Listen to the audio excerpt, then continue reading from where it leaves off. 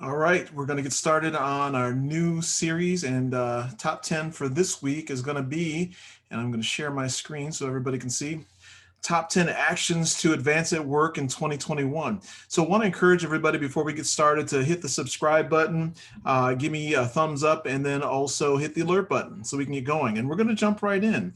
I want to get going. And again, this is something that I want you all, we're getting close to the end of the year, to consider, making some new changes in your patterns at work. If you want to advance, just some quick tips and in terms of what you can do. They may seem very simple, but you need to ask yourself, are you doing these things? So we're going to jump right in, and then we're going to go ahead and just move through the list, and you'll see the other ones. The first one is to be proactive. There's two things that you can do while you're working and in life in general, right? You can be proactive or you can be reactionary. And I guarantee you, some people feel good about operating in that reactionary place, and it gives them energy, but it's hard to prepare and it's hard to be prepared if you're always in a reactionary state. And it also reflects in your performance. I guarantee you, those folks who are organized and proactive and getting ahead, in terms of what needs to happen and take place in their workday from hour to hour, they always do better, and they also always perform better in the eyes of the superiors who are making the decisions that will help them advance or not, right? Somebody has to hold your card and promote you as well, right? So you want to go ahead and make sure that you're being proactive. Being proactive does a ton of things.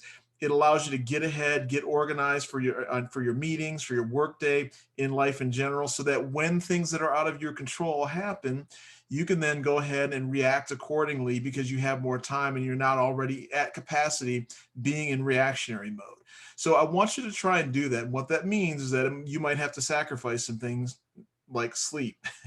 So a couple of things that you can do. You need to get up a little bit earlier in order to, organize your day, organize your meetings.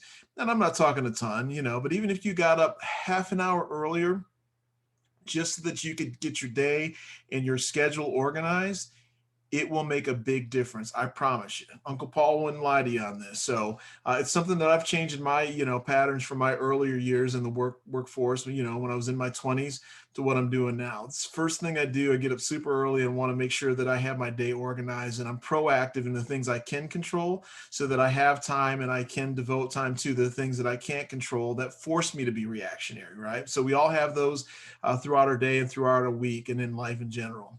So that's the one big thing I want to encourage. Another thing that doesn't take a lot of requirements on your part is to be genuinely kind. And I'm not meaning, just, hey, how's your day going? But genuinely care for people in terms of what's going on in their lives in the workplace, right? You and I only see what's on the surface when people are going through their workday. You don't know what's going on at home with your spouse or their partner, with their kids, family members that may be ill. There are so many things that I find when I'm genuinely, invested in people, they tend to open up and share with me, what's going on without me even prompting, right? And I'm shocked at how much is going on with people, whether, somebody who's caring for elderly parents, and they've been, up late dealing with something at work, but then also taking care of their parents, because, something happened to them. Somebody may have a special needs kid, right? And something happened in terms of the care and feeding for that special needs kid that we don't know about. We don't know anything that's going on. And so before, we just kind of dive in and get going on work and only look at people as, just resources and capital, genuinely try to be kind, invest in them, ask how they're doing, take a couple of extra minutes, even though you might have a lot on your plate, to talk to them and try and make sure that they're doing okay and that you understand everything that's going on, right? So again, these two things don't cost you anything. These are just two things that you can do that I guarantee you that if you start tracking even now, you don't even have to wait till 2021 to get started. But if you wait even, or if you get started even now and try to apply just these two things, I'd love to hear your comments in terms of what it's doing for you in terms of your workplace and also your opportunities to advance. And if you want to post the comments, I think everybody else would like to hear. If you've made a change and purposefully tried to do these two things over the next couple of weeks, just to kind of see what it does, right?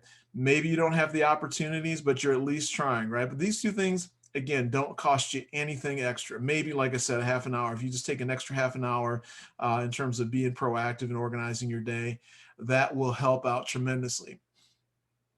So I'm going to go ahead and pause and take this off. I'm going to, again, ask you guys to go ahead and subscribe, hit the thumbs up button, click the alert button, and then also share the video. If you'd like to, go ahead, grab the link, share it with other people that, you're having conversations with. Maybe you're having, conversations with a peer and you don't want to, directly share these top 10 items with them, but maybe you can just share the link with them and maybe it'll resonate with them. Maybe you have, some kids or family member that might find this useful. So anyway, we'll cover number 8 and number 7 on the next, video, and we'll talk to you then.